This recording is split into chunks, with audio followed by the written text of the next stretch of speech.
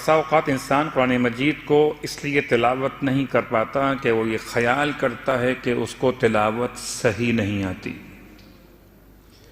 کہ اگر وہ تلاوت کرے گا تو اس سے غلطی ہو جائے گی۔ بہت سے مرتبہ ایسا ہو بھی جاتا ہے کہ آیات کے زیر و زبر، پیش اور جزم سمجھ میں نہیں آتے، یا کبھی ایسا بھی ہو سکتا ہے کہ انسان اپنے اردو زبان کے اعتبار سے الفاظ کچھ اور ذہن میں بٹھائے ہوئے ہو اور عربی الفاظ اس کی زبان سے ادا نہ ہو پا رہے ہوں۔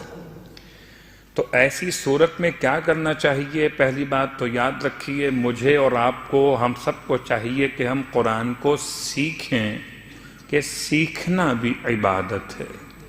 یہاں خود سیکھیں یا کوئی عالم سکھائے، مر جائیں گے تو حضرت مولائے متقیان علی ابن ابی طالب علیہ السلام کی محبت میں، چاہے یہاں قرآن کلاس میں آئیے کہ نہ آئیے، مگر مرنے کے بعد تو ایک قرآن کلاس قبر میں ہونے والی ہے۔ اہل بیت کے چاہنے والوں کے لیے نہ یہاں چھٹی ہے اور نہ وہاں چھٹی ہے۔ یاد رکھیے گا، یہاں اپنے اختیار سے، اپنے اعتبار سے آئیے، اور وہاں پر جب پہنچیے گا انشاءاللہ تو اللہ کے رسول کا فرمان ہے کہ قبر میں مومن کو قرآن کی تعلیم دی جائے گی، ایک ایک آیت اسے پڑھائی جائے گی۔ اور میں سوچتا ہوں کہ واقعاً یہاں تو مجھے عربی زبان نہیں آتی، مگر جیسے ہی انتقال ہوگا میری زبان عربی زبان میں تبدیل ہو جائے گی۔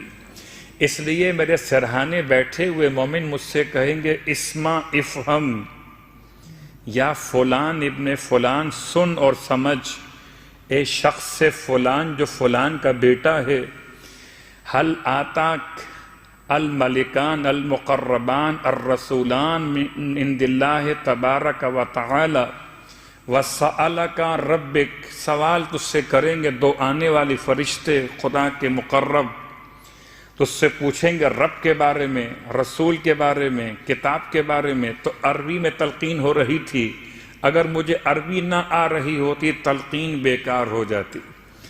تو کوئی تو ایسی برکت ہوگی کہ نہ انگلش میں، نہ اردو میں، نہ فارسی میں، نہ اپنی مادری زبان میں تلقین ہوگی، تو ختمی مرتبت کی زبان میں۔ صلوات پڑھیں محمد وعلیہ۔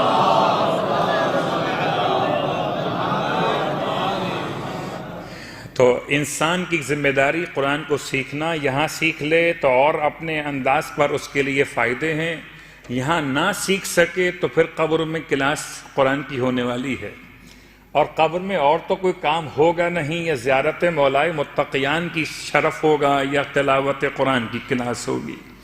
اور کہا جائے گا مومن سے قرآن کی ایک ایک آیت پڑھتے جاؤ اور ایک ایک درجہ بلند ہوتے جاؤ، اور جتنی آیات قبر میں سکھائی جائیں گی اتنے درجات مومن کے قبر میں بلند ہو جائیں گے۔